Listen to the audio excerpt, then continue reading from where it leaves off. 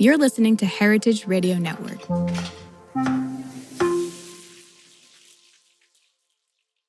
I wake up in the morning and I'm feeling a vibe. Yeah. Give thanks to the Father, I'm breathing alive. Culture and Flavor is a podcast about food and culture centered in Black and Indigenous foodways, hosted by myself, Zella Palmer, right here in New Orleans, Louisiana. Each episode features high vibrational conversations with cultural bearers, chefs, farmers, scholars, barbecue pitmasters, and more. Where there is flavor, there is history. Join me on Culture and Flavor and all of my guests as we share stories that will have you praise dancing, cooking, conjuring, and inspiring your culinary journey.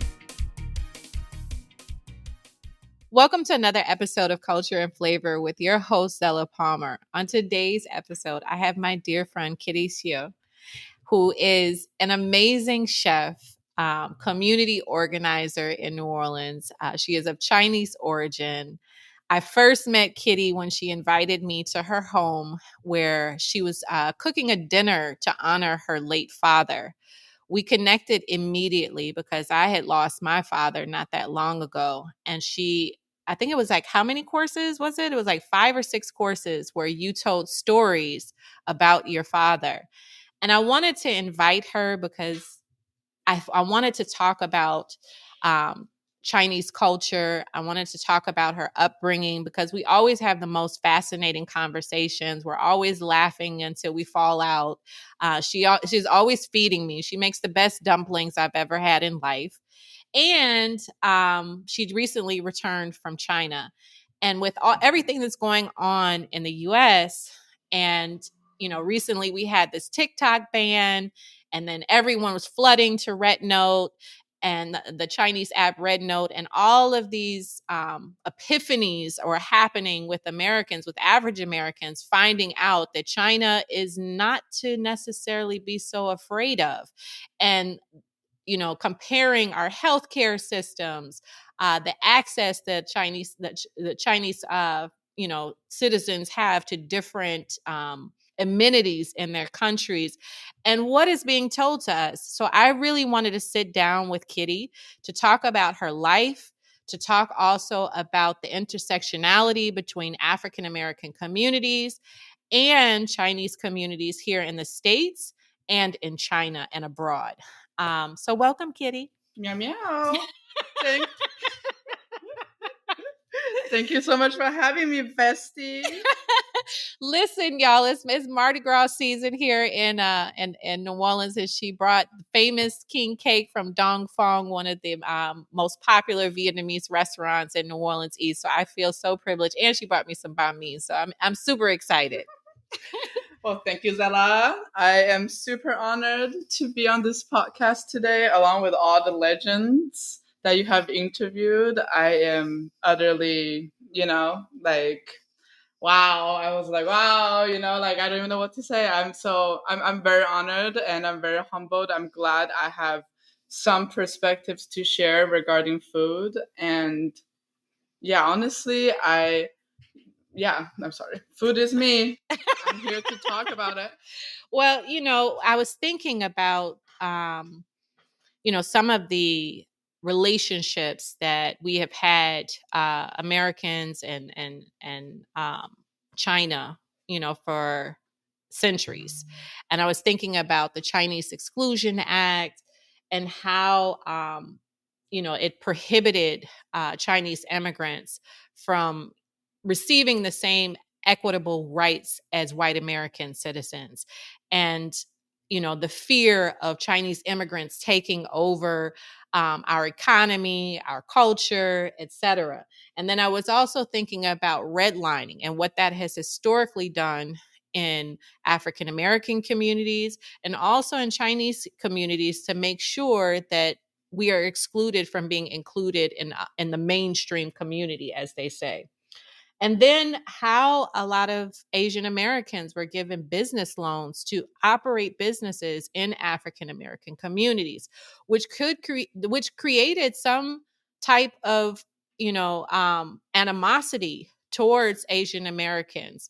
And but also created a rich culture and an intersectionality between both cultures, because I fondly remember, which I was telling you, and I'm excited to talk to my friend Kurt Evans later in this program from Philadelphia, who just opened up a Chinese African American fusion restaurant called the Black Dragon. I fondly remember Kung Fu Sundays on television. I remember my brother was obsessed with Bruce Lee, and he was always, walking around with nunchucks and trying to, beat somebody up. I remember the movie The Last Dragon with Timac and Vanity. I also remember growing up in Chicago and how important Chinatown was to my family, and how it was always open on holidays. If we didn't cook, we could go to Chinatown and get some medicine, some good medicine, as I would say, either through food, or we would come back and buy some tea, and we were happy because we had access to something that was healthy. And so I want to just talk to you about your upbringing first, because you've taken me to now plenty of hot pot restaurants here in New Orleans. And I want to talk about your upbringing and how you came to the States. And, when you came, what were your thoughts of the United States, or what did you think previously? So I grew up in Shanghai. I caught the beginning of Gen Z. I caught the beginning of Generation Z, which I'm semi proud of, question mark. So I was the only child growing up. My parents they were struggling with finances when I was just born. So, I slept in actually a seafood bucket for the first year of my life before I got a baby crib. But one thing I was guaranteed is we have a family meal every day. And it was not in a dining room. It was in the warehouse section, where my mother had a glass business. There were glass shards everywhere. We were like, wipe off the table and just have a meal on top of that. It is one moment every day that I get to see both of my parents, because they were very busy. And I never had a problem eating as a child, which I thought is funny, because in TV shows, American kids or white kids seems to have a lot of trouble eating. They don't want to eat this, they don't want to eat that. But growing up in China, they always tell you, they say, oh, like eat fish, like fish is good for you. Fish will make you smart. And of course, a child doesn't want to pick through fish bones to get to some meat. So I was like, oh, okay, this is going to make me smart. And then I started eating fish. They're like, oh, eat this. This is good for you. Every ingredient on the table, there's something good about it that encourages you to eat it. So I never really had problem eating. Around the time I was in middle school, I was a teacher's pet. Teachers loved me. And then there was this one day, the school was moving our main teacher to a different grade. And everybody in my section was very upset because we're graduating middle school. So I bought a banner. As an 8th grader, I bought a banner, and I had a matching, like a poetry line on this 8 feet long red banner. It says, "Give my teacher back." Teachers and students' emotions are strong. Give my teacher back. It was a matching sentences. And at that point, I was kind of an exemplar student. I had an essay in a book, and my teacher made everybody buy this book to help them write essays. The school loved me, but then I did something so unorthodox as a Chinese middle schooler, and the school was pretty shocked. They had to sit me down and give me this conversation where, this is a little dramatic, we had reasons to do these things, but it just felt so right for me. I never had problem speaking up, even though maybe we were taught otherwise. So then towards 9th grade, in China, you go to college, you go to high school when you turn 10th grade. So I told my mom, I said, look, I feel like I have talents, but it's not being reflected in Chinese education system, because everything is score based, and I think I'm more of a communicator. I like to talk. I wasn't really sure what I was going to do with my communication skills, but I was like, I want to follow my dream. I feel like I can see my whole life ahead of me. And then she was really shocked. She was like, oh, wow, I would never expect something like this come out of my child. So she's like, okay, I'll support you. My mother grew up very, very poor. She got kicked out of the house because once because her family couldn't really afford to feed everybody. And my mother and her brother and my grandparents, they live in the same room where the bathroom, kitchen, and beds are in. And it was like a 10 square feet room. So that was like a very dramatic base for my mother. So when um, my mother was the last class in China that had to learn Russian instead of English. So she doesn't speak in English, but she knows the Russian alphabet. And then she was really good at school. She could have go ahead to go to academic high school and academic college, but she chose not to. She chose to start making money to support a family. So she told me, she said, I will always support you for your education, no matter where you want to go and how high level you want it to be. That's one goal in my life, is for you to be able to go to places you want to go. So then also around the same time in middle school, I was obsessed with Lady Gaga, the American pop singer. And I went on Chinese Reddit, and they had like a website just for Lady Gaga, which later became Chinese Lady Gaga fandom. And I started translating news for them as a middle schooler. That's what I did after school when I'm done with my homework. I wasn't paid for it. Nobody in the group knew I was a middle schooler. Also, nobody knew my English was actually bad because it was Chinese middle school level English. I didn't really know what she was fully saying in the interviews, but I transcribed and translated in the best way I could. And then the comments and the feedback from young queer Chinese kids or not queer Chinese kids, they're like, oh, thank you so much for translating. Thank you so much for letting us know what she's saying. She's so amazing. You know, she inspires me. And she really inspired me a lot. I think she is somebody who really used her fame in a positive way compared to a lot of the other artists or like big time artists. So from translating news for Lady Gaga, I ended up excelling in English and aced all of my tests. So I was accepted into schools in United States. And I was like, okay, Lady Gaga's from New York. I'm going to go to New York for school. So I later went to New York for high school and college. And it was a privilege to be on the East Coast. And it was a privilege later. I moved to California, and it was a privilege to be on the West Coast. But then after moving to New Orleans, I felt like that's when my adulthood really started. I think as an international person, as a Chinese citizen, I felt like my perspectives were always appreciated in the environments I was in. I was in educational environments when we talk about politics, when we talk about culture. They appreciate my input. They're interested in somebody coming from a different society, living under a different structure, what they think of this and that. But then after moving to New Orleans, I realized that all of that halo and like I felt like I was being a positive addition to the culture, but then I felt kind of forgotten.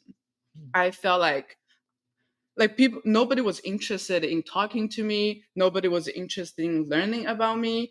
I mean, I'm not going to say nobody, but in most of situations, or at least in real life situations, I was being asked questions that you hear in like 90 Day Fiance or something.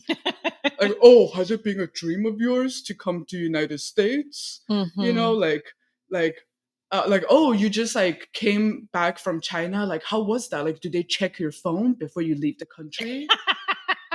And these are like San Francisco, like liberal Democrat voting moms, you know, like they're like hip and everything. And even people who are open to people are open to like diversity, open to different cultures. People who travel, they have no clue about what the real China is like. And I felt like, oh wow, like I wouldn't raise my child here because they will have to worry about being a child and being a diplomat.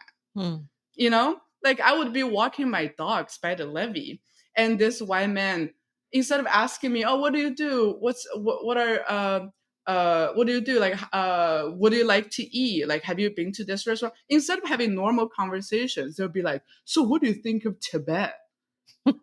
And I was like, what do you think of Puerto Rico? What do you think of the ways the government has been treating Puerto Rico and Hawaii? You know, so I just like in the beginning, I felt like, oh, you know, I felt obligated to explain. I was like, well, you know, this, that. And then later, honestly, from 10 years being in the United States, I honestly learned a thing or two from Karen. You know, you really have to speak up for yourself. And another thing that I have a critique for my generation is that when they meet a Trump supporter or when they meet somebody who carries belief that's very opposite from what they carry, they shut down. They close themselves. And that's the very opposite idea of like bridging the gap that we should be doing as the generation that grew up on social media, on influencing others. Like Lady Gaga influenced me enough to get me all the way to the United States and live this life on my own for the past 10 years. You know, like influencing is a real thing. And I'm disappointed that, yeah, I'm only on this rant because I had a fight with somebody. Okay. This morning over this, you Oh know, my like, goodness. like my age, also Okay. from a liberal art college. Uh-huh. But so, you know, I'm going off a tangent. But I'm just grateful that I came from a place where I'm privileged enough to have lived in multiple places to give me perspectives. And I believe that in my world, food has been a uniting factor, or at least in my culture. So every day I think about why do third world culture people care about food so much? Why does familyhood mean so much more for people than in white America?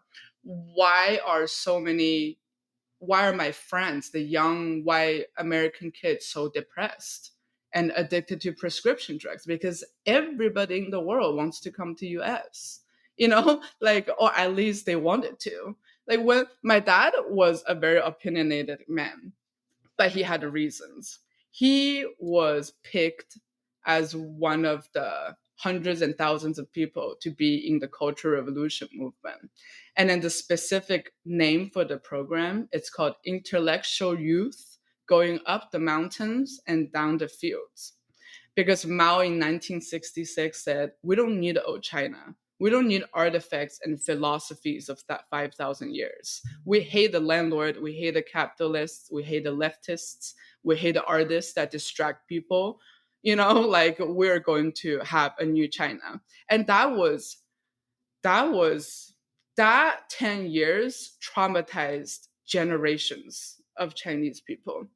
And then that kind of made us into a more food and family oriented people rather than free speech or like politics oriented people, because we've lost so many people from our own people, from Second World War, from imperialism. We decided that it's not worth it to fight anymore.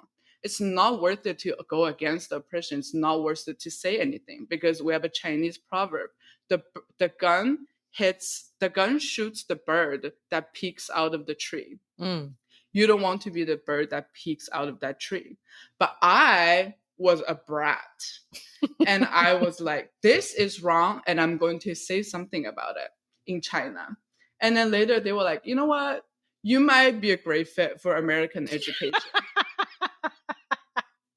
You will have a lot more space to express your opinions. So let me ask you, why did you come to New Orleans? Let me start with that. Mm-hmm. And just you coming to the States and, you know, seeing the watered down version of Chinese cuisine and trying to find home in this country. You know, it kind of blew my mind. I mean, even though, you know, I'm pretty world traveled, but I was thinking about just what we consume in the media, right?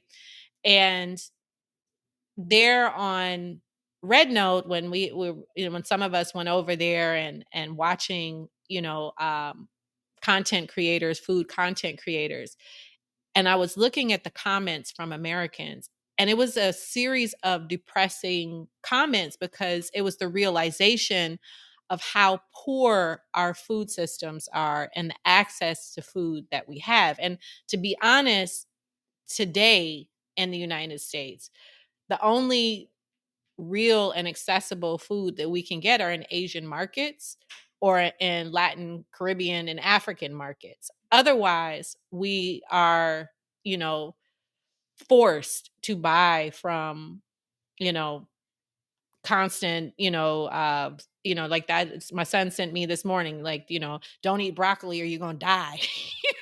What's in broccoli? In Walmart, so Walmart broccoli. You know, there's all of these scares, and when we look at what's happening in our government right now, with, you know, the pool FDA, all of these scares, and you know, I just find it so alarming that you know, we have been told to fear China, and you know, and the stereotypes like, oh, they eat dogs, or all the things that you're told in America, you know. And I'm so um honored every time I sit down with you to learn about Shanghai cuisine, to learn about the culture of hot pot, you know, eating late night and singing karaoke all night long.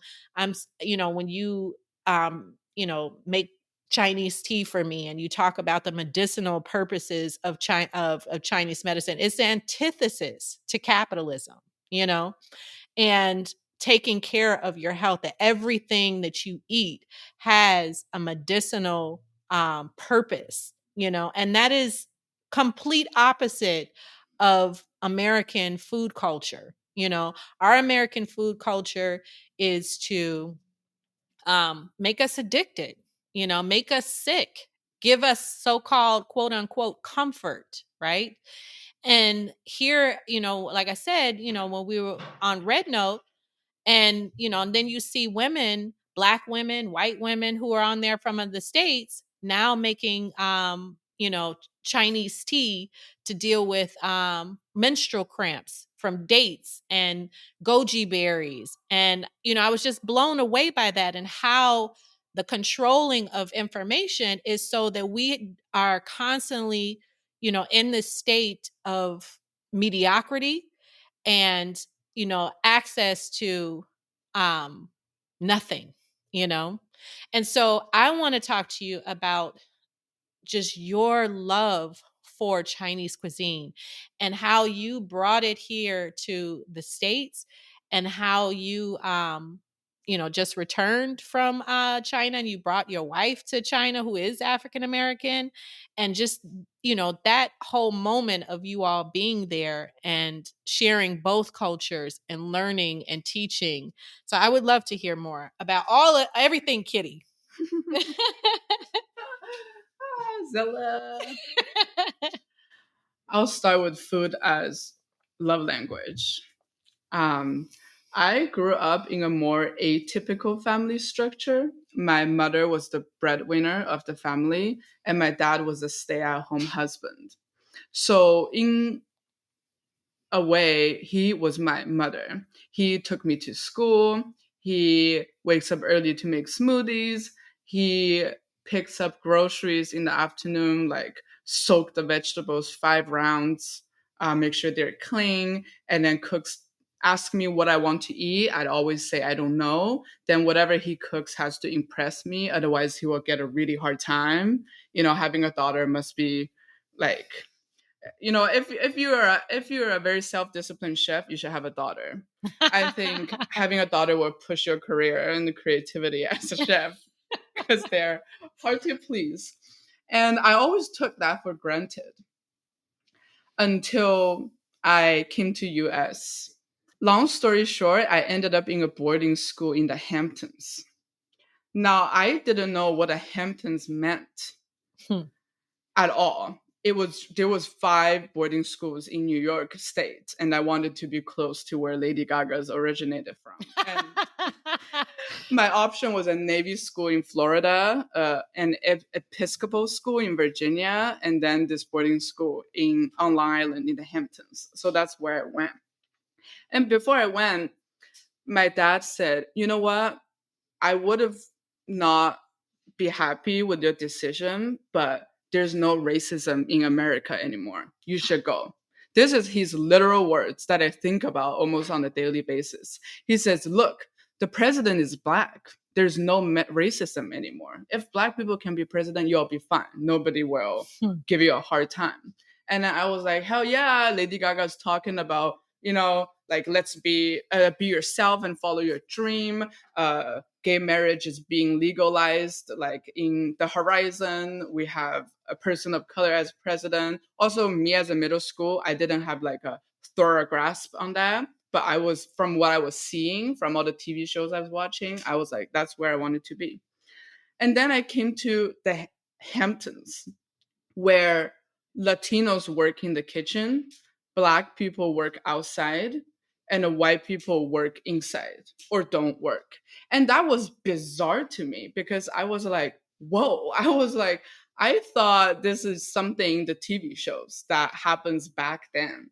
I thought I came to New York. I thought it's all diverse. They told me New York is the most diverse city, but I did end up in the Hamptons. And that was interesting for me to navigate for a second. But luckily, I was in an international boarding school. In my boarding house, there were people from 10 different countries in one boarding house. And that's where I started to grow interests in other people's culture. There is not just Chinese culture and American culture. There's many cultures everywhere that's just as big as what my culture is to me. And that experience really blessed me and helped me to navigate the situation. And then, of course, after going to New York City, you see, oh, it is a lot more diverse. Hamptons is just a weird, messed up place that somehow upheld some weird, it was like a society where it's like a bleak thing to see. I remember you telling me one time you were in this, you went to somebody's house and there was like this weird Illuminati statue or something. Oh my God, yes. That's a whole nother can of worms. Yeah, I saw things that was only in the TV show and I was like, wow. But yeah, anyway, so I grew an interest in filmmaking. I loved documentaries. I loved learning from documentaries. I love YouTube. YouTube is like the most diverse platform for me to learn about how things are made. I'm interested in a lot of these things. So I ended up committing to studying film. And then by the time I was finally working on set, I found myself gravitating towards the catering guys. These people were my favorite part of the day. One thing is because they're immigrants, and being an international person in US, all of my best friends are international. They could be from different socioeconomic levels, but we have a common binding factor. We're like, oh, we thought this was the utopia. Then we kind of got tricked. We're like, oh, like this is not what we thought.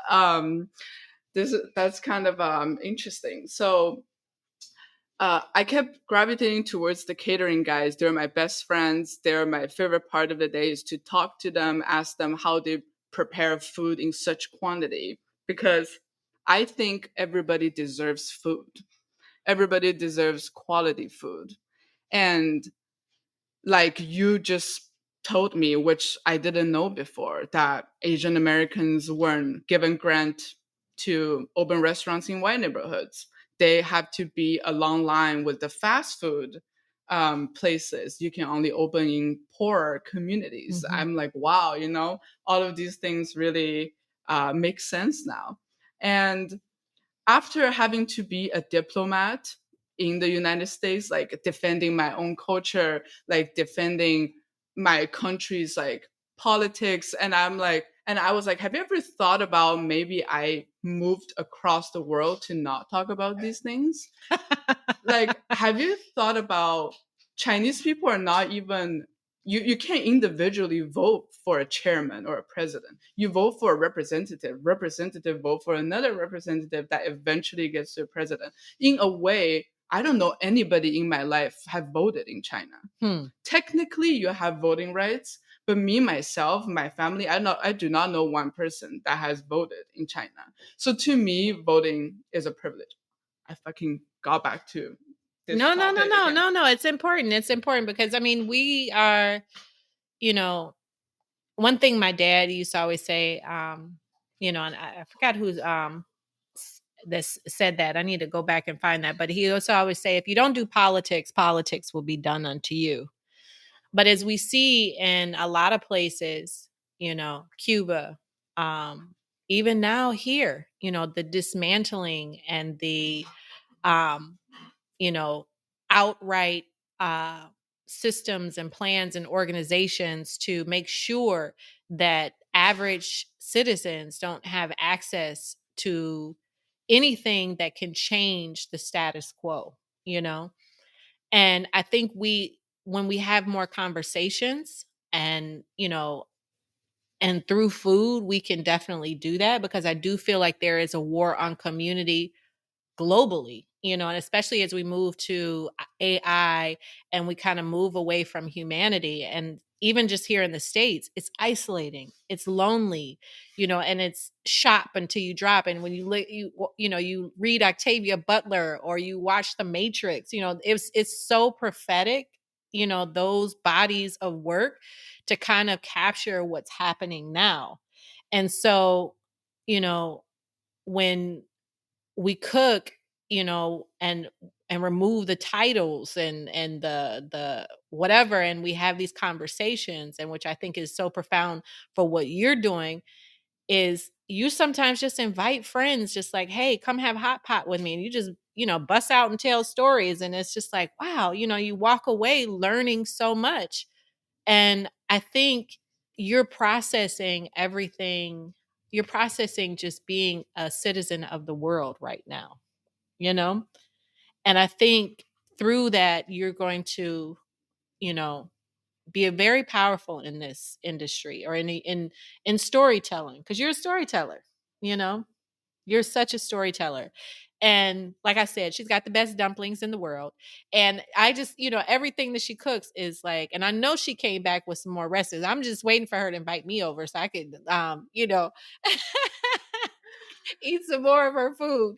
So I want you to just talk a breakdown, just about Chinese cuisine, because there's so much that we can learn from the variety of China. I mean, China is a huge country. It's one of the most ancient civilizations in the world. And yet all we get is, what's that Panda Express, Panda Express. General Tso chicken. General Tso chicken and and sweet and sour chicken, especially in the hood. I mean, it's heartbreaking, you know. Yes, that was part of our cultural memory. There's the story of Yakameen, Lo Mein, Egg Foo Young. I mean, these are all stories and these are all memories of most African Americans. And I think in some ways we had more access to Chinese immigrant culture than a lot of white Americans because you all had to live in our neighborhoods. You had to work, at least work in our neighborhoods and operate businesses. And I think we need more conversations and need to learn more from each other because food is medicine, tea is medicine, Chinese, even when I go to Chinatown in Chicago, like I go to, this spot where I can get medicine to go to sleep, and I can go get medicine for this, and you can go, to a man that just like reads you from top to bottom, and he just, writes everything in Chinese, and just like you get your prescription and go to the back and get whatever you need. And that is important because when you think about the attack on our healthcare systems and our historically what has been done to us, we have to actively make sure that whatever we put in our body, whatever we put in our minds is good, Yeah. Oh my God, I'm like all over the place. But like earlier I mentioned, every ingredient on your dinner table is supposed to be good for you. And I definitely want to explain more about that. So in the Chinese food theory, we try to achieve a balance, because you really, like, in life you can't really ask for anything. All you can ask is a good balance of things so you can achieve what you want, because there are things that are on you and there are things that are on God. And in the food theories, every food has a temperature. So in an easy way to put it, you want to have 3 colors in your dishes. Like, green vegetables have different temperatures. Root vegetables have different temperatures. Different kind of proteins, deep ocean seafood, lake seafood. All kinds of different foods have different temperatures. And to achieve a balance in a dish and achieve a balance in a meal would be the ultimate goal. And I am personally a big fan of food therapy. The Chinese say there's nothing a meal of hot pot cannot solve. Hot pot, in fact, is our official mental health help. Like, it's the biggest way people let go of their stress. It's hot pot, milk tea, then go to karaoke. I would say that would be like a golden combo. And at the karaoke room, it's just you and 2 other friends, so you don't even have to be good at singing. American karaoke is intimidating. You have to sing in front of a bar, in front of everyone. And another thing is, in American supermarkets, you can get watermelon all year long. That feels wrong to me. That was one of my first impressions. And nothing tastes like what they're supposed to taste like.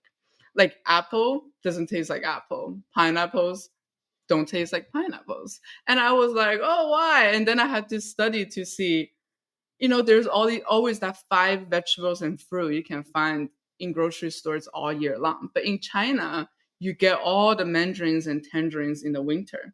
Not only just here, tangerine, $5.99 a pound. It's like tangerine from Hunan, tangerine from Huaibei. There's tangerines from all over the country. Just tangerines, there's like 10 varieties. So you can try the varieties, you can taste the food of the season, because that's the way nature intended. Humans need food, and fruit are grown by the nature. We put on winter clothes when it's winter, and we shouldn't be eating summer fruits in the winter. That does something to your internal balance. And that's one thing I think is interesting. And then another thing is, and for me, when I just moved to US, I did not know how to cook at all. In fact, I didn't even know how to do dishes. I had to learn how to do dishes. I started by making instant noodles. And then I was like, okay, that's not enough. I want to share the glorious foodie childhood that I had with all of my friends, because I noticed that the Brazilians are into sweets. I noticed that Americans are into like bread, like all of these like different food cultures. But then people always have something to say about, oh, do you like, when you mention Chinese food, if you go on Instagram and there's a post about Chinese food, you cannot make it past 5 comments for somebody to say, but you guys eat dogs. Like, that is also hard for me as a, let's say I call myself a Chinese food influencer. That is a topic I have to deal with every day. And that was a question I was asked when I first moved to New Orleans. The first party I attended, it was somebody's baby shower. And this man walked up to me and told me, oh, I heard the ladies at West Bank, the Chinese restaurant at the West Bank makes really good dog meat. And I was flabbergasted. I don't know what to say. I personally have never had it. I know a very small population where it's a cultural food for them for generations because of the lack of food. I think people really forget, or at least in American society, you can be very low income and be like issued food stamps and you're still able to get quote unquote normal groceries. You can get like chicken, you can get pork, you can get like eggs and vegetables. But people outside of US utilizing what they have around them suddenly is a crime. but not when a white person does it. Like when I came to US, I was like, oh, I want to try a Michelin restaurant. And when you look them up, it's always French and the Italian and, like white centric or, like white centric cuisines. And when you really look at it, I'm not trying to shit on other people's cuisine, but it really isn't that convoluted. Because at the end of the day, the entire country of an European country is half of the size of a province in China. So you're telling me, I take that back. A small country like Cuba can have a revolutionary impact on the entire world. But China is a very big country. And as the American government spends so much money every year on anti-Chinese propaganda, I felt the need to stand up as my birthday twin, Anthony Bourdain, to tell people what it's really like and what we're really eating and why we're eating these things and how people are raised the way they are. And you really can't judge them, no matter who they vote for and what they believe in. All they really need is a little exposure and somebody to explain to them that. I have had conversations with people opposite of my beliefs, and I find ways to convince them. I was like, oh, you care about your sister, you care about your mother, then you should care about women. There is a way to talk to anybody because everybody craves communication and to share information with other people. And I think the way our society, like you mentioned before, has like isolated us from communicating. Like we think that we should stop talking, keep to ourselves when you encounter a different opinion. I don't think that is what we've been working for. I think we've been working for everybody to access information, have the ability for us to communicate more instead of shutting each other down or shutting yourselves down after being able to access information. So before Kurt comes on, I want to just kind of you returned to Shanghai, right? Mm-hmm. To see your family, and you brought Kina with you. Mm-hmm. And, just that full circle moment, what was that like? And to eat, with your family and to share your culture and to just be around, an abundance of healthy food. What was that like? Oh, it was incredible. It definitely encouraged me to keep on working on my cooking videos, keep on sharing what is possible. Like fish soup is possible. It could be good. It could not taste fishy at all. And it could be good for you. It was a dream come true for me to bring a friend, let alone my partner, to go back to where I came from and taste the the flavors that constricted my childhood, that made me become the person I am. And China has 8 grand food systems. It's 8 different genres. It's not just Chinese food. Because if you think about it, like earlier I was trying to say, you should eat summer food in summer, winter food in winter. And geologically, you have to consider what you have and what makes sense. A Chinese proverb says, a square of land feeds a square of people. You're connected to your land, whether you like to admit it or not. So if your land grows wheat, you're going to eat bread. If your land grows rice, you're going to eat rice. And in the south of China, like Shanghai down, we mostly eat rice. Food is lighter. It's more vegetables, more fish. The closer down south, the more seafood we have. And then when you go up north, their taste palettes goes near they're more like meat oriented. They're more livestock oriented. They eat buns instead of rice. Like we eat dishes over rice, they would eat dishes over a bun, and they would be holding the bun. So then there's Xi'an, which is the capital of noodles. Actually, I want to go back this summer to make a noodle documentary in Xi'an. Nice. Because in Italy, you have hundreds and shapes of noodles. And in Xi'an, they have hundreds of shapes of noodles too.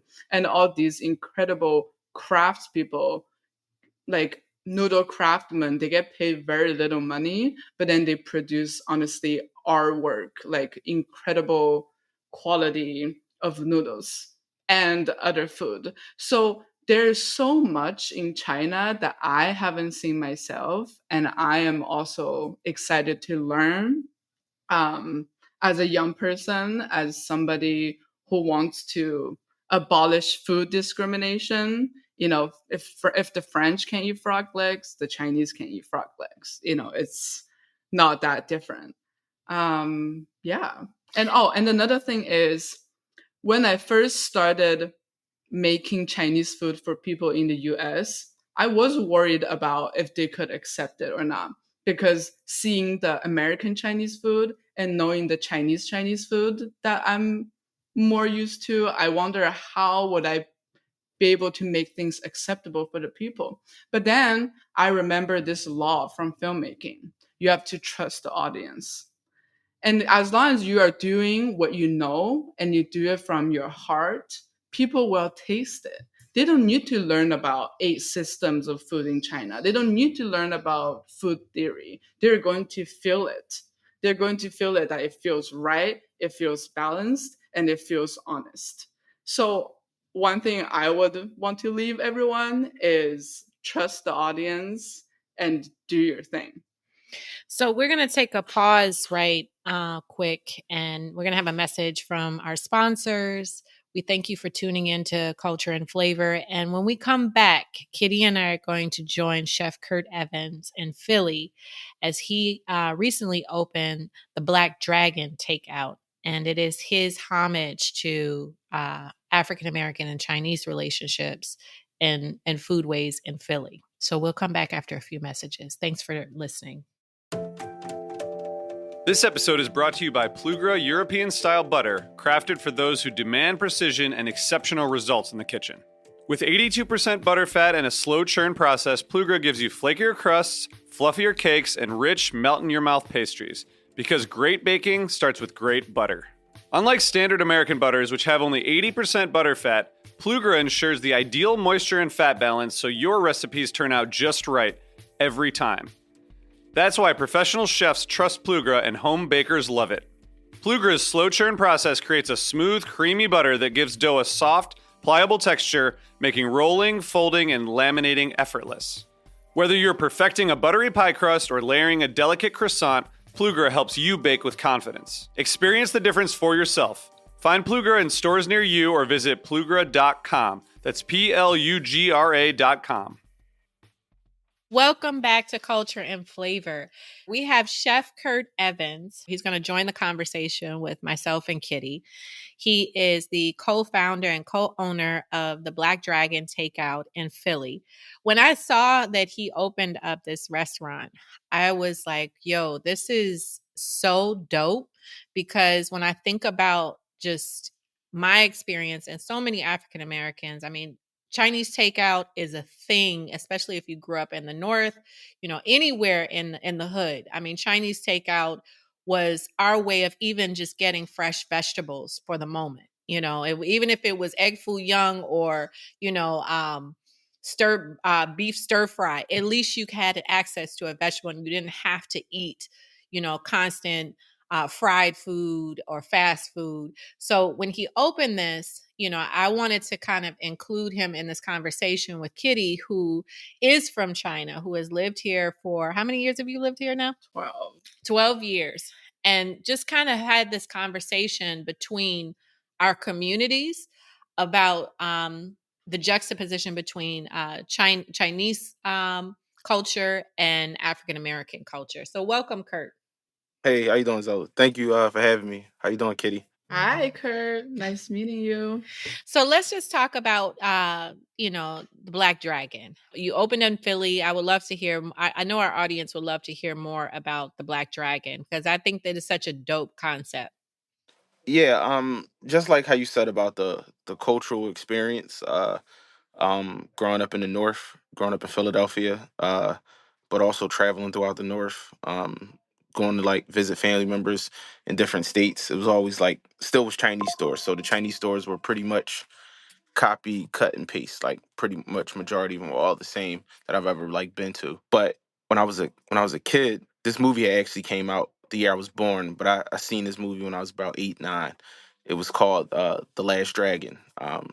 It was about a black karate master named Bruce Leroy, and he fought like the neighborhood villain Shonuff, and that like concept like stuck with me. The culture of like if you ever seen like black exploitation movies, they're doing karate.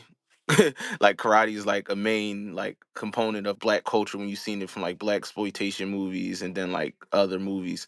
Like a lot of people are doing martial arts. So that stuck with me. But um a mentor of mine. His name is Earl Boyd. He founded the West Philadelphia Financial Institute in West Philly, where they would loan money to small businesses in West Philly. And at the time, I met Earl Boyd at Entrepreneur Works. I was going there because still a young cook at the time, but it was like I knew I wanted to own my own business and do things like that. So I went to these entrepreneurial classes, and throughout the classes, Mr. Boyd talked about the business that him and his wife founded, which was on the hair side of things, but that was more of Koreans, and how Koreans had like came in and took that market over.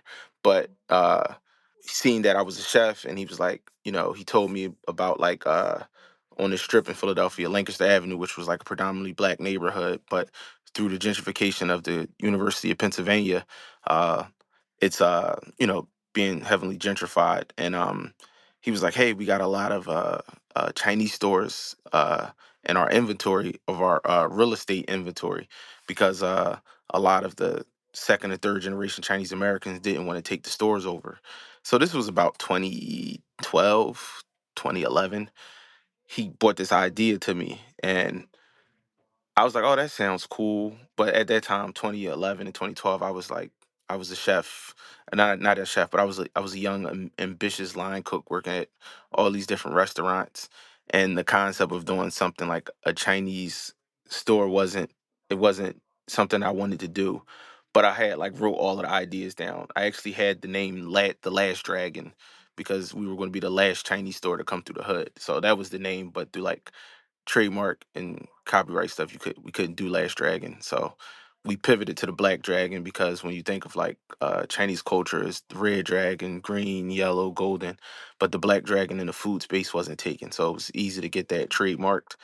And but I had a lot of like conceptual ideas that I wanted to do for it, like one of our dishes, our General Tao's chicken. Well, General Tao's chicken, but we call it General Roscoe because General Roscoe Robinson was the first black four-star general in America, and he's from St. Louis. So it's like a St. Louis barbecue sauce, and we put the chili peppers and everything like a General Tao's chicken. We got a gumbo lo mein. My grandmother, on my father's side, she was from Shreveport, Louisiana. So do a lot of like dishes that incorporate like that region because of her. So like we have a gumbo lo mein. Uh, we have like an oxtail lo mein with fried chicken, fried rice, collard rice, collard green egg rolls. And the concept was to take over these stores that would be pretty much forgotten, because to me it was also owed to the Chinese stores, because like you said, it was more times where out of like that we could get food quick, fast, hot, and I think it's a lot of people's pretty much black people's first cultural experience with food, other than like you might meet Jamaicans or like Caribbean people in your neighborhood, or you might visit those stores, but outside of like the diaspora of cooking, I believe like Chinese food is a lot of black people's first introductory to like another cuisine, and it's not really like Chinese food that you would say, because I don't even really like calling it Chinese food when there's so many different regions of China, so many different styles, so many ways, so many different ways people cook. But the fact that like that was a lot of people's like introduction to like, oh, what Chinese food is, or what it could be. So wanted to just re reinvent, not even reinvent, just we serve soul food through the aesthetics of Chinese takeout. So we incorporate culturally relevant ingredients inside of dishes that you probably heard of or it looks familiar or sounds familiar. Thanks for pointing that out. I grew up on the south side of Chicago, and I remember the change in our neighborhood. I remember white flight. I remember when the grocery store was shut down, the only grocery store we had, and all of my grandmother and the other elderly ladies in the community protested because, if you didn't if you once that grocery store would close, and for those who didn't have a car, we'd have to go all the way to Hyde Park, which is miles away, to get you know access to good food. And so what we were left with was fast food restaurants, Chinese takeout, and then eventually Arab Americans came into our communities and would sell fried fish from a bulletproof window. And so um and Kitty and I were just talking about, just why do you see, little kids eating bags of chips in the morning or high fructose drinks? This was our reality. It was survival food. I can remember being on the train, you know, um, and just seeing how segregated Chicago is. And if you go from 95th Street to Chinatown, it's all black on the train. Somebody selling Newport socks, and then you see kids in the morning, on their way to school and eating, with their faces full of, hot chips and drinking, and this is the reality of what was given to us. And so you had a whole generation of those who left during the Great Migration to move up north, who were rooted in the land, who were brought here to cultivate the land, who were enslaved to the land. And then all we have left. And so when immigrants moved into our community, some, brought ancestral knowledge and actually, were pivotal in making sure that they educated us, especially Caribbean communities, or think through our love for, kung fu culture, etc. Like you said, The Last Dragon, we started to want to learn more about Chinese medicine, and we started going to Chinatown and trying to do the research on our own, how to heal thyself, right? And so I just kind of wanted to have this conversation with you and Kitty, just, the different perspectives from her being here for 12 years and now, being invited into African American communities, specifically here in New Orleans, and having lots of conversations between our communities, and just, to talk about what what's the future for our communities as far as in food. When you look at even just Black Power Kitchen by Ghetto Gastro, a lot of his recipes in there, because were from the Bronx. They're from the Bronx, is about Chinese takeout in New York, and these places, these takeout spots were pivotal. So I want to just congratulate you and applaud you for opening up the Black Dragon. And what, when you started doing your research, or just your thoughts about, what did the community say about you opening up this restaurant? The community, they were really excited about it because of the through the years of like the neighborhoods, what the culture, what has been bred between the communities. So it's not like it was always like a great relationship in a lot of these communities that where I opened up at and we're looking to open up at. It's not really like really good relationships because of like serving food through like a partition, and we took our bulletproof glass down. We actually have access to a bathroom. We have counter space. So we just wanted to make it inviting, uh, and people have like taken to that very well. Hmm. Hmm.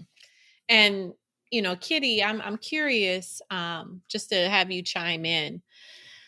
You talked about earlier in the show just about how your dad said, "Oh, go to America, go to school. Obama is president. There's no more racism." What were some of the epiphanies that you had, and especially coming to New Orleans, and being around African American communities that just kind of, you know, made you think a little bit more about our plight and our mutuality as Chinese and African American communities? I think one thing I learned after moving to New Orleans is I finally see with my own eyes what systematic racism looks like. Because being on the coastal cities, California and New York, it's diverse. People of color are doing well. The conversations are dynamic. A lot of perspectives all the time. I never, I knew racism was systematic, but it was harder to see, especially in the food or art educational spaces I was in. But after coming to New Orleans, and my wife, who is from Philly, was teaching local high school students, and from dealing with that and watching her being so frustrated about the education system, about the materials and opportunities the kids were given earlier in life, because curiosity and motivation have to be groomed when you were a young age. And in this community, in the African American community here, they were giving the fast options, the fast solutions. They were giving tablets or fast food. You know, I lived in Lower 9 for 3 years, and it was a food desert. There was no grocery store within 8 or 10 blocks where I was living. And then the closest one was a really expensive one. And that's just food wise, from, because I get groceries every day, and that's just from small things like that to like bigger things. And that's one thing I see. And another thing is, I felt like the Asian community and the Black community here are still pretty separated. And I wonder if it's like that in Philly, where there's people who come to buy food and people who sell food. Like, I'm curious how us as the minorities that care about food, that orient around food as a love language, like how we can work together and make something a little different. Like earlier this year, my mother came for Mardi Gras, and we were on the street for Muse's parade. She accidentally stepped in front of a family that was sitting down. Then she got cursed out. Mm-hmm. And I was really upset. I immediately started verbally arguing with them. I was like, what? I was like, my mother took 4 flights to come visit me, and I'm proud to show her this city that I've grown a connection with, this city I have been putting my energy and productivity to, like all the people I trusted, all the people who show me a great time and show me that I can trust them, that I always felt safe in this city. And then that one day when I had my mother around, she was cursed out in a pretty racist way by a local family. And that really broke my heart. And that made me rethink everything about the Chinese and the Black relationship in America. Like, why?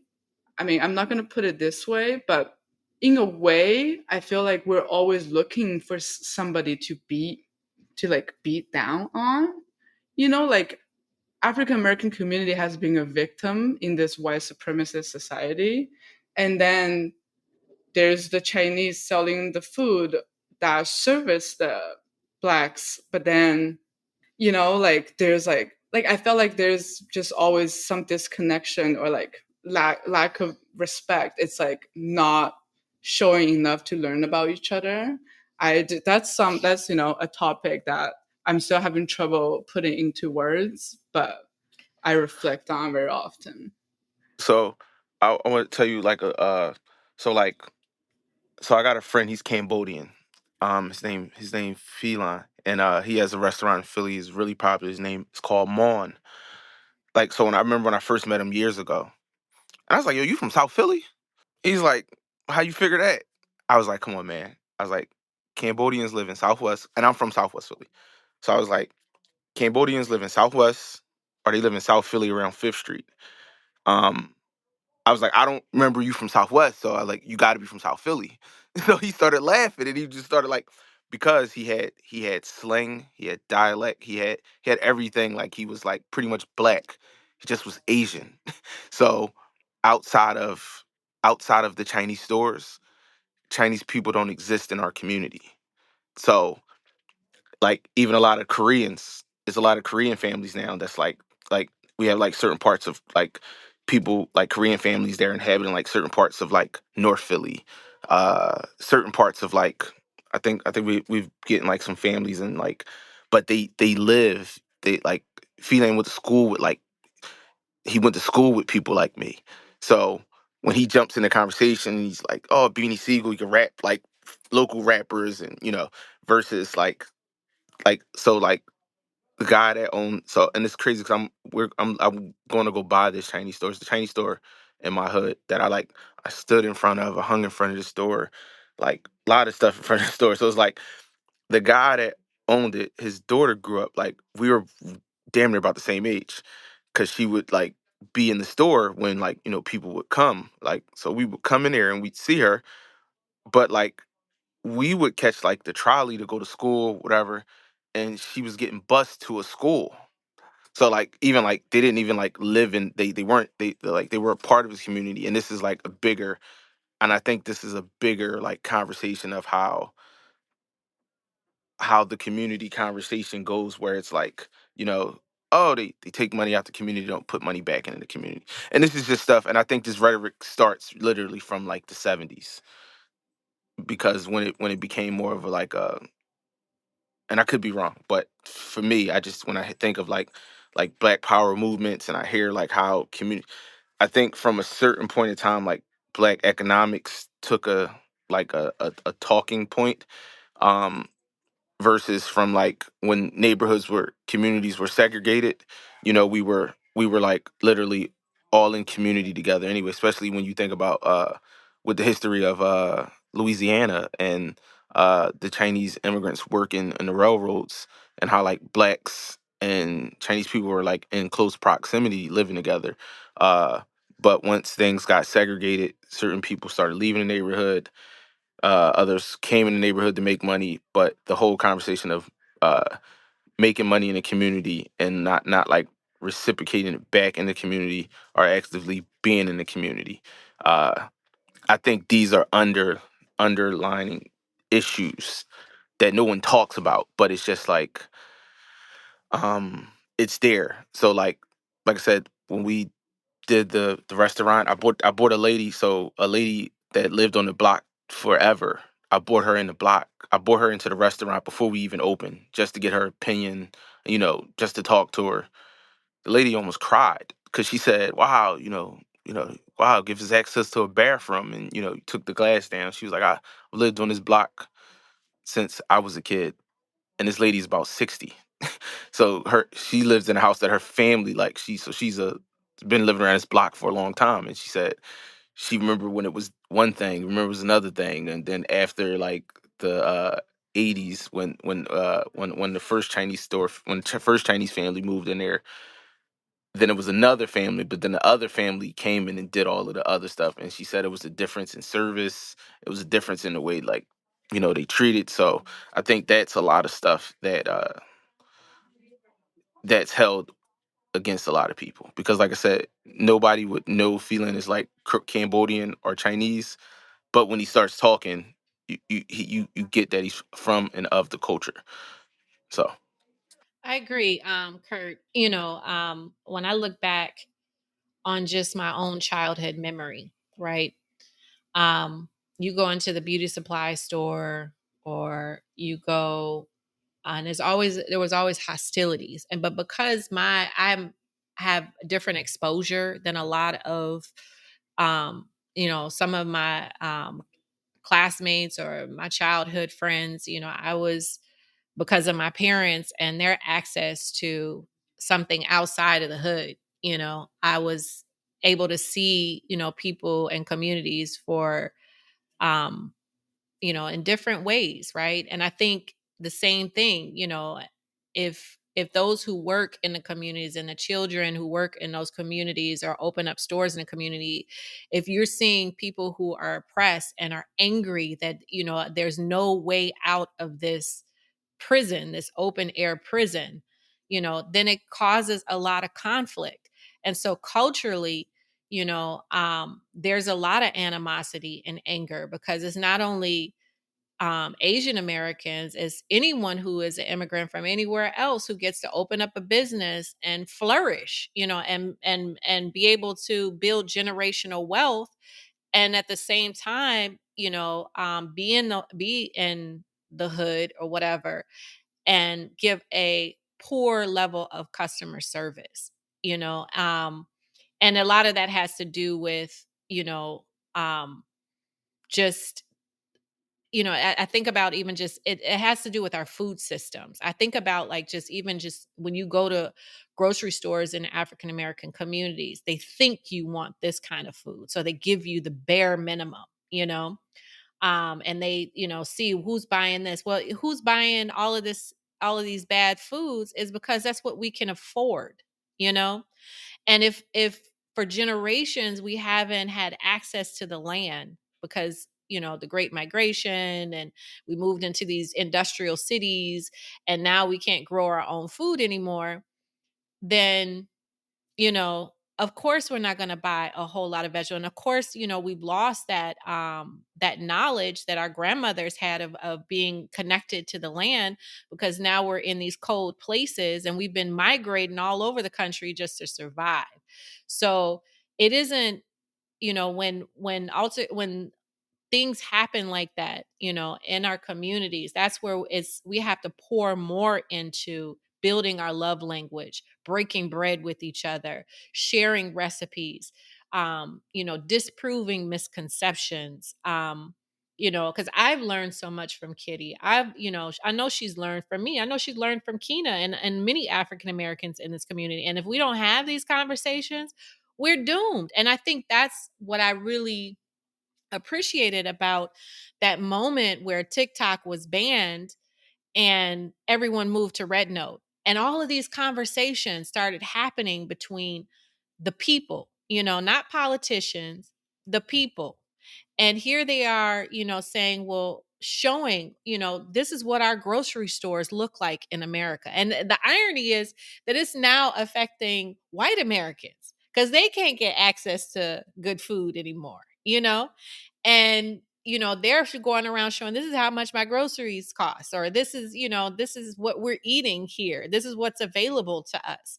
And just watching the amount of content that is created on this app, you know really, I hope, opens up our minds. And I think that's the whole idea of what you were talking about politicians in China and not having a voice, and we're at that point again. I mean, we've been at that point, and as African American community, we've been there. We've been going through it, and so it's critical that, we learn from each other. If you have, you always like sharing recipes, or like, I still have the green packet of, you were like, oh, this Chinese tea does this and that.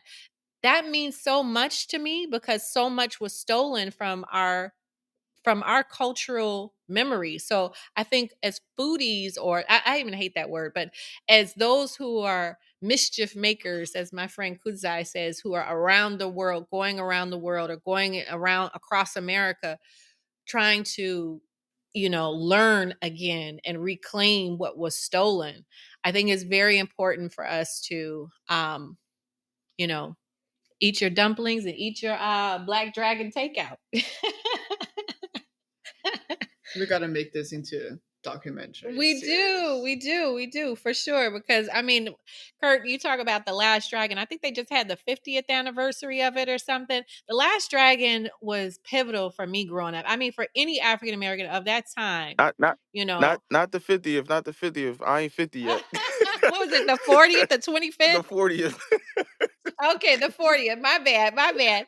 But I mean, yo, it was incredible. I just remember like how much, I mean, and it even just the misconception, it breaks down some. I mean, it's a whole like podcast of just the Last Dragon and the relationship between Timac and his master, and that moment even when he goes to the to buy the fortune cookie, to get the fortune cookie, and our perception of fortune cookies. And it's just one of the most pop culture critical movies of Black cinema of the time. And Yeah.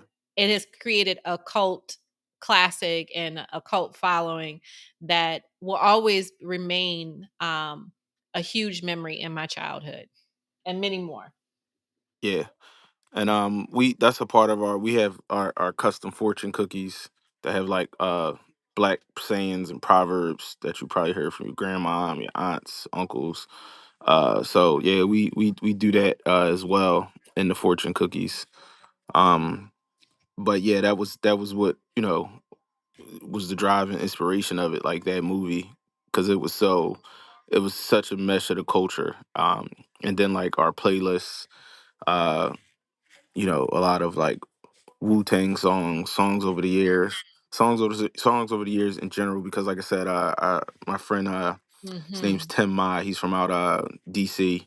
He has a fast casual Chinese takeout spot called Lucky Danger, and it was funny when I told him about it a couple years ago. That's what I was going to do, and he was like, "Wow, that's a good idea." And he's like, "Man, that sounds good." He's like, "Man, I wish I would have thought about that." And he was like, and I was cracking up. I was like, "Yeah, Tim, I probably ate more fried rice than you growing up." Like we just always like go back and forth laughing about like stuff like that, and it's just like literally Mm. a opportunity for so I'm actually in talks for a book deal for this, and yeah, we're looking to get this book written. I would love that. And you got to definitely link up with Kitty, because I think you all will have great synergy. And I just think about even, what were you talking about, Wu-Tang and the culture. I think the Black Power revolution and just what that era, the 60s and 70s, had a lot to do with it, because they were looking past white supremacy and across across North America to find a way to heal and to get equipped for whatever was coming their way. Because like I said, I remember my dad always watching some of the black exploitation films. And there was what was his name, he had the big afro, and he was always like chopping up something, and with Pam Grier, that whole era of black kung fu. But it I think that was our moment where we were looking beyond our borders, and we had a curiosity to find self again, you know. And this doesn't take away from, all the things, the challenges or conflicts that we've had within our own communities, but I do feel like this is, in our generation, we have the opportunity, with everything's going on, especially in this country where we don't have access to clean, fair, affordable, you know, food that could be medicine for us. I think it's important for us to, come together as communities and share this knowledge and try to find ways to make sure that, as they did in the 70s, equip us for whatever is to come. So I want to thank Kurt. I want to thank Kitty for joining Culture and Flavor. Thank y'all so much. And anything else y'all want to say before you go? I really want one of these fortune cookies with a grandma saying it. Yeah, I'll definitely. Hey, Kitty, I'll definitely get Zell information, information from Zella, so I can cause and then during like the course of this book, I'm going to be traveling places, like talking to people, so definitely would like to, talk to you, get some input for you, and And I love to visit Black Dragon. It sounds iconic. I love to see fusion created by a person of color, a minority, instead of culture vulture white chefs taking up all the space and ruining pad thai for everyone. Yeah, yeah. So it was this guy. He's like pretty much eating at like all of these like Chinese restaurants. Like he's like, it was this documentary called In Search of General Tao's, and I know he was like one of the like contributors there. But he's eating over like 1,100, 1,500 like Chinese restaurants, and he had his blog post, and I woke up that it was sent to me, that he said Black Dragon is the most interesting Chinese restaurant in America. That threw me in. I was like, oh man, I couldn't believe that. So that meant a lot to me. And he was like, and he's a Chinese American, and he was a lawyer. He travels, eat Chinese food, and he just was like, yeah, he said that's going to be on my 2025 list to hit Black Dragon this year. So we need to make a trip to the Black Dragon. And Kitty, we need you to organize a trip to bring us to China. We want to go to Shanghai. We want to go everywhere. We want to go everywhere you go. Because, I mean, she just came back from China, and looking at all of her stories, I was just salivating at the mouth. And I was like, why didn't I go with her? I really should have gone. But now, I'm like, more than ever, the way that we beat this war on community is that we eat together and we share stories. Mm-hmm. Absolutely. Thank y'all for joining Culture and Flavor. Till the next time. I wake up in the morning and I feeling a vibe. Yeah. Give thanks to the Father, I'm breathing alive. Culture and Flavor is powered by Simplecast. Thanks for listening to Heritage Radio Network, food radio supported by you. Keep in touch at heritageradionetwork.org.